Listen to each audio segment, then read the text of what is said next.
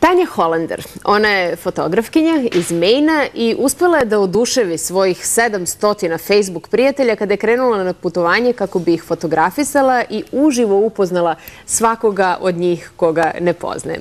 Ono što je počelo kao jedan lični dokumentarac o prijateljstvu je preraslo u istraživanje kulture i društva, kaže ona, i dodaje da je shvatila da uz malo truda svako online prijateljstvo može da postane i pravo prijateljstvo. Pogledajte priču. Da mi je neko rekao da imam 611 prijatelja, ne bih mu poverovala.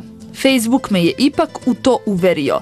Pregledam svoju listu i iznenađena sam. Ja poznajem više od 600 ljudi. Ipak tu ima i onih koje nikada nisam videla. Krećem i tražim ih.